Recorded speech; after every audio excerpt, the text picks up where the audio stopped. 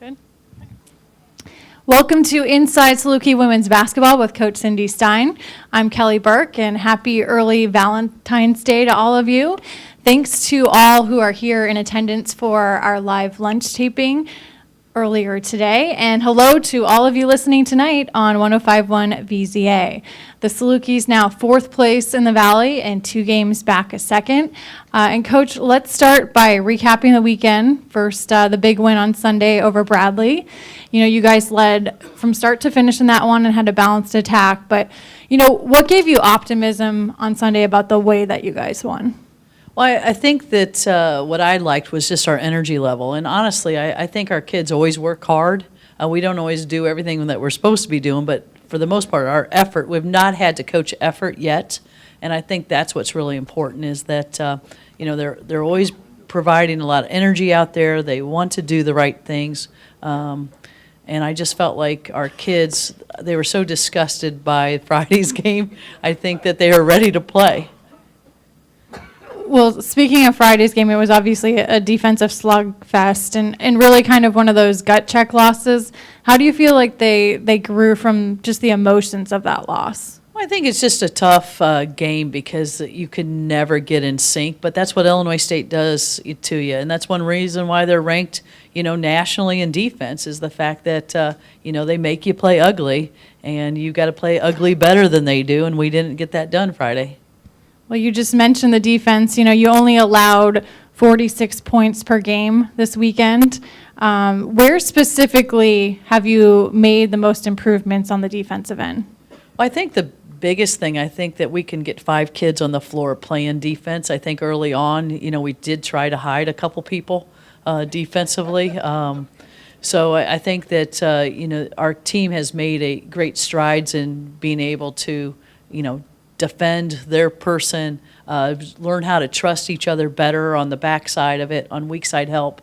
So I think that that's evolved so much better, and I do think that we can present challenges to the other team, and I think that, you know, just the more kids that we can get embrace in the defense, the better. And I did feel like we had a very good defensive game on Friday, and I think we had a good defensive game on Sunday because they had a kid that got hot on us, and I felt like we came in and made some adjustments and did a better job of shutting her down. You know, your bench continues to play bigger minutes and roles. How have they impacted games as of late? You know, girls like Tiajane, Ashley, Selena, Rachel, etc.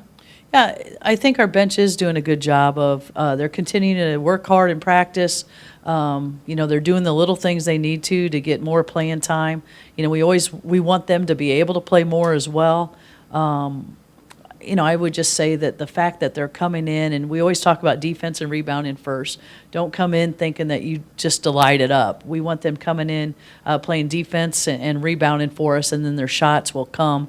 And then obviously we've had some key plays happen, whether it's key free throws, a key shot, a key defensive stop, a charge. You know, those kids really kind of help us with those energy points that are very important to winning games. Well, let's go to an audience question. This one says, what part of the team's game needs to improve the most to win the MVC tournament? Well, I would tell you that when we play consistently well, I mean, I think that's the biggest thing. I think that we have games, and I'll use Drake, you know, we played 3 quarters of really good basketball and then a not so good quarter.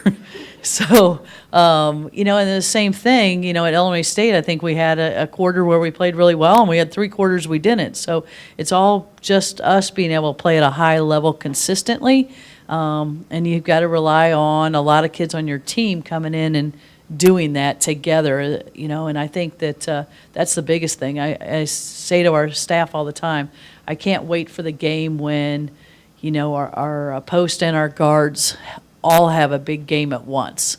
You know, it's like we'll have one guard and one post, or, you know, sometimes it's just the post and sometimes it's just the guards. But I can't wait for that day when they all have the really good breakout game, because then we'll be dominating. Well, hopefully it happens in the MVC tournament. That would be a very good timing. Yeah, 3 days in a row would be good too.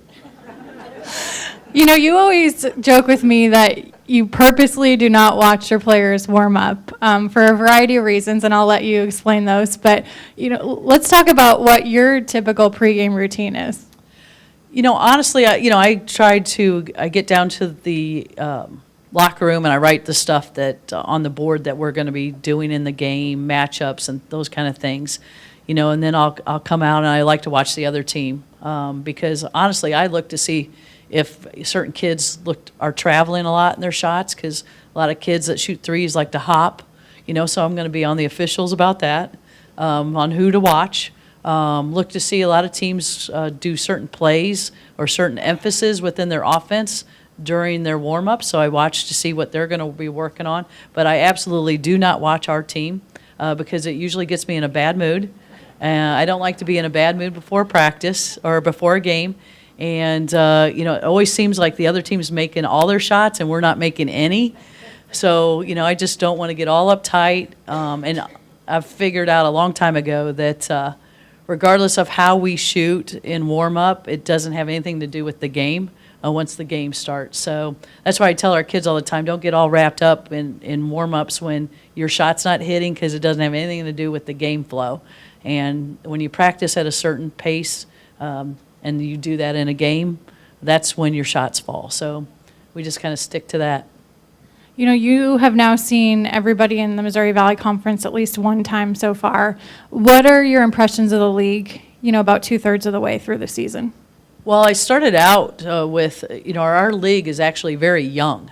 There's a lot of really good young talent. So for that part, you look at that. But what we're seeing, obviously, is every team's getting better. And the youth in the league is getting a lot better. You got a lot of young kids that have had key minutes, and you just see them growing and growing. And then, you've got the dominant kids that, are being challenged a little bit more, and I like that. I think that, I knew Drake was going to be good early. I thought that they'd probably someone would get him. I was obviously hoping we would get him, and that's yet to be determined still. But they have really kind of turned the corner. But I think there's a lot of teams that are doing the same thing. And I think it's going to just all be who's peaking at the end, tournament time. But I'm very impressed with the coaches in our league every game because I see strategy being, executed and really good things. So you know that you've got to be ready every single game. Well, coming up next, we're going to visit with SIU senior Kylie Gablehausen. You're listening to Inside Saluki Women's Basketball from Learfield.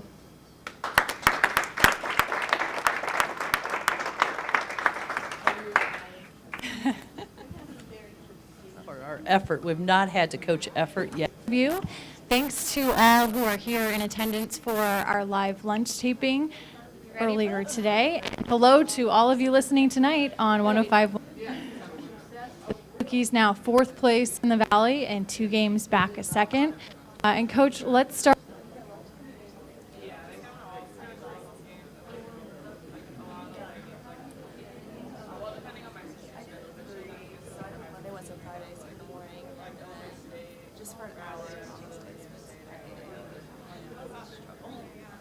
I mean, I get to pick my times, but it's more convenient for the person I work with to do it early in the morning, and that's fine.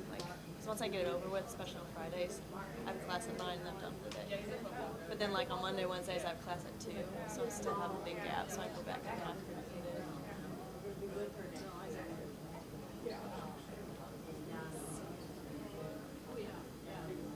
And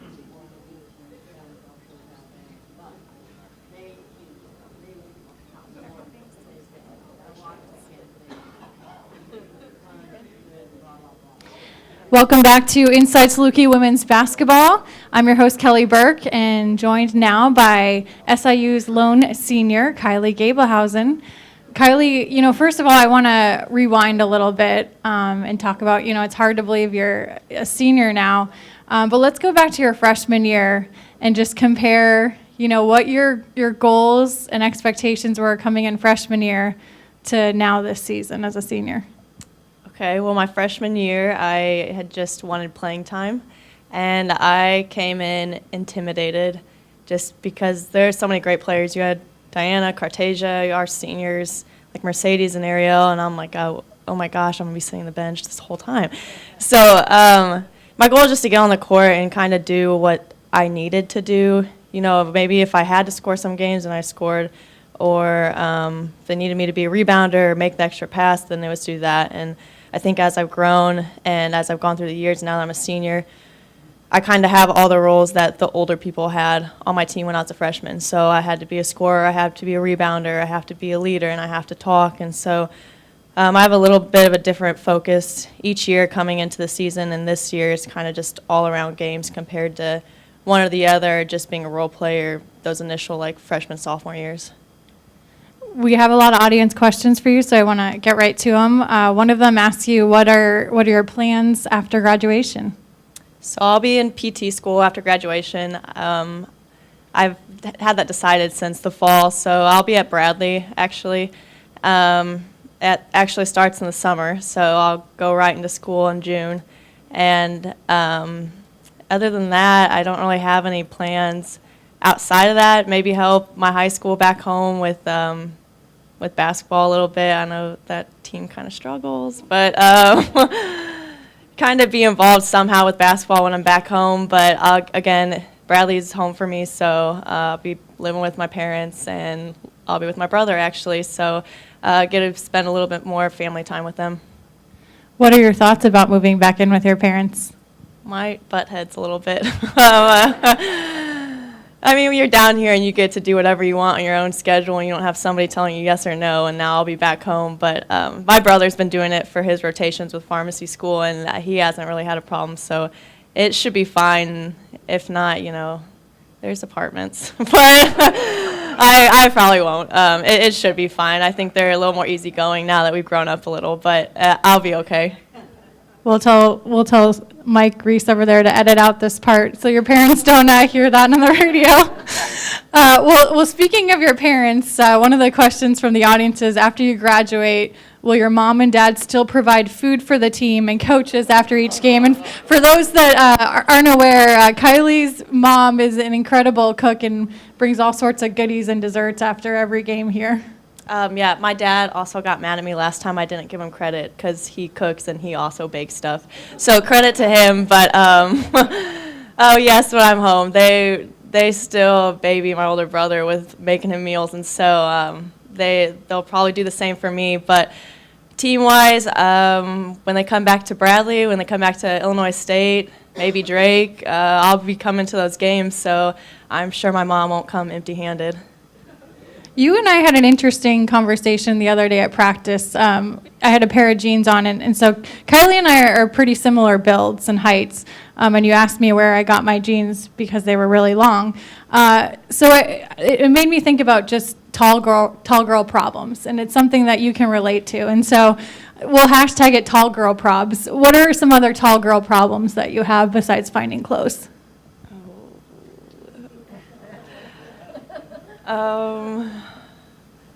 Okay, well, when we travel for charter flights, not only me, that's like, I know Abby, Nicole, we all have to duck to walk through the plane.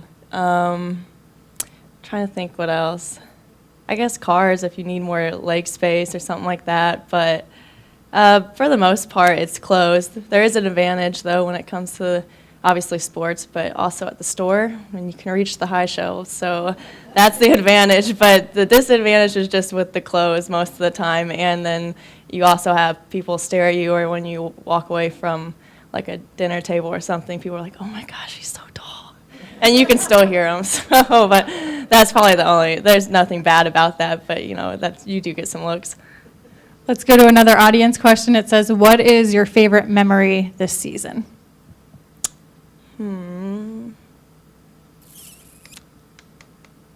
I don't really have, I can't say like a favorite memory or favorite game from this year. I think it's just been memorable that, you know, not one person has a big like reliability on them. I feel like the most memorable thing is that, you know, I don't feel as stressed or like I have a big weight to carry for this team. I feel like it's very evenly spread out, and that's my favorite part of playing is I don't feel like I have to do everything. I feel like you see it with how deep we go on the bench, that it's very spread out and everybody carries their own weight, and so that's very nice. And then we're winning some of these games that, maybe we wouldn't have won if you thought about it before the year because we had a young team. And so that's coming into this year and doing as well as we have is what's more memorable to me.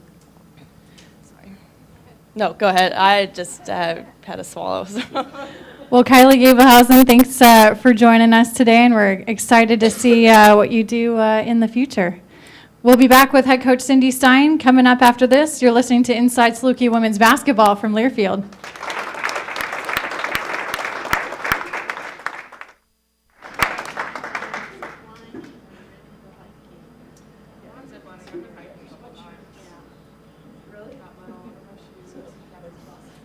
Somebody telling you yes or no.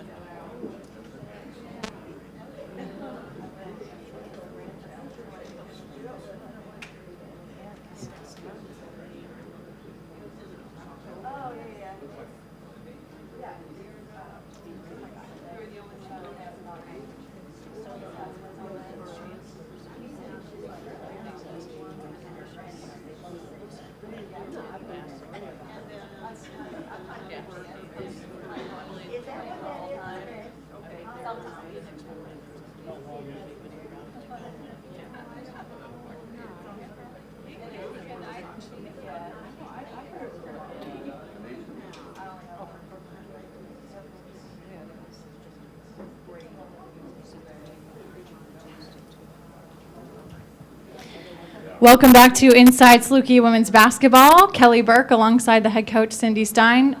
Coach, we just got done hearing from your lone senior Kylie Gabelhausen. How would you say she affects the game in so many different ways that you don't always see, or the average fan doesn't always see? But what has she meant to this program, not only on the court but off the court? Well, I think that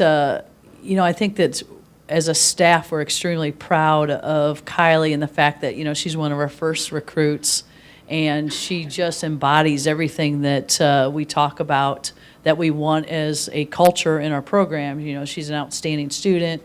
She stays out of trouble. She's well-spoken. She works her tail off all the time. She's very unselfish. She's a really good leader. All those things that, on and off the court that, she just embodies that perfect kid, and I don't want to say that because she still has a lot of games, to go, so don't screw it up. But, she just, honestly, and I say this all the time, we don't ever worry about Kylie, honestly, because, she's always going to come back and work hard if she wasn't hitting her shot or something else wasn't good, she's going to work on that. So you never have to tell her to. She's already planned it. So the kid doesn't like a lot of mistakes, so, she's a lot harder on herself than we ever could be. I just said the other day, she leads us in minutes. She always has. I don't know why we're going to worry about it. Her minutes her senior year. Why now? She's just really good to have on the floor. So, we're going to wear her tail out since she's not going to play next year anyway. What does it matter, right?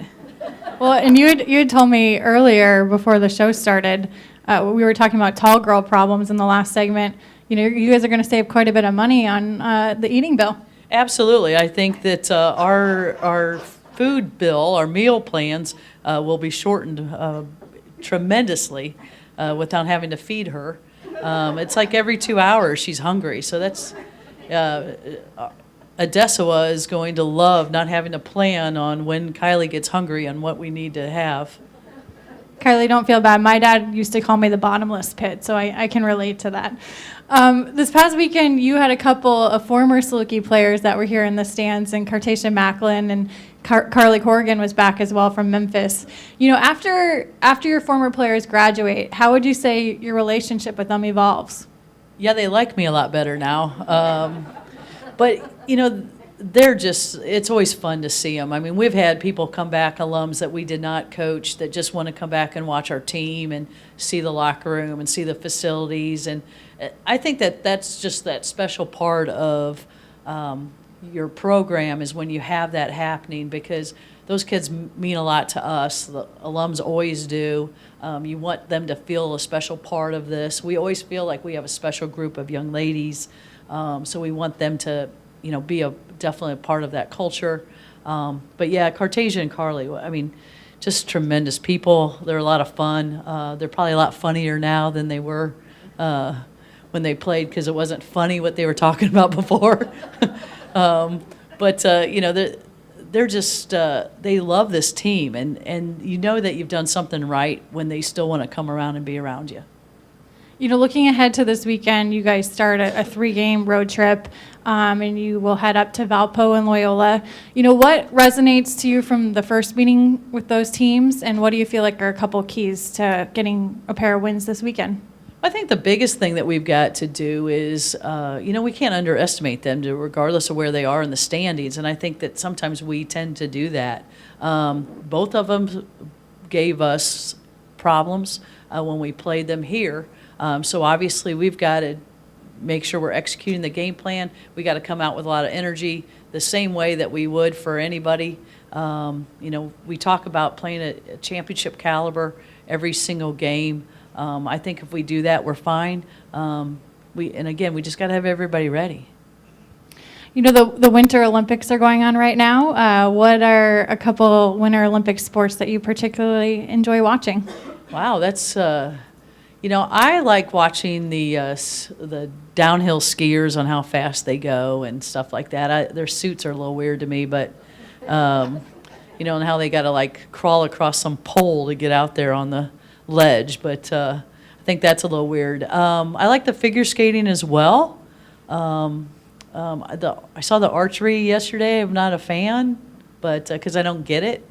I thought those two in particular. But I'll be honest, if there's a basketball game on, I know it's the Winter Olympics, but I always lean towards the basketball game. I watched Louisville and UConn last night, so. You recently also, a couple weeks ago, celebrated a birthday. And so what did your staff and your players do to make you feel special? And I'm curious to know, too, whether Coach Collier's daughter, Reese, if she did the guessing game of Guess Your Age, because the good news is she tends to guess very young. Well, Reese did not do that. Good thing, because her numbers don't go up that high right now. So, and I'm trying to think. I can't even remember my birthdays, to be honest. So not that, I don't even remember what happened. What happened? I think we won. Did we win? I don't even remember. So, and honestly, I never think about my birthday. So beyond the fact that, I like to have a good meal once in a while, I think that's probably what happened. And beyond that, we won. Everything's good. Life's good. Valentine's Day is coming up tomorrow. What is your take on the holiday? I know some people are not fans of it, and how do you plan to show some love to your players and staff? Well, Valentine's Day, I think the big push is get everybody at men's basketball. I did not realize that breath mints were going to bring more people into attendance, but they were listing all the things that they were going to give out at the men's game tomorrow. Breath mints was one of them. Roses, all that kind of stuff. So I'm like, if you don't have a date, I guess, they're going to greet you at the door with a kiss. I'm not sure. I don't know if Tommy Bell and his administrative staff are going to be the leaders of that. I would encourage that, because I would know I would come just to watch that. I'm not sure, and I know, our kids, I guess we'll show them a little bit more love tomorrow. Maybe we won't practice as long, but they know that they always have our hearts. So. Well, happy early Valentine's Day to you, Coach. And players, you can thank me later for getting a shorter practice. The Salukis hit the road this weekend to Valpo and Loyola, and Connor Onion will be on the call for those games on 105.1 VZA. This is our last live luncheon of the season, and we want to say a huge thank you to all of you in attendance today for all your support throughout the season. We want to invite you to the Salukis' next home basketball game, which is Thursday, March 1st against Indiana State. Until then, for Coach Cindy Stein, I'm Kelly Burke, saying so long from the Cook Club at SIU Arena. This has been Inside Saluki Women's Basketball from Learfield.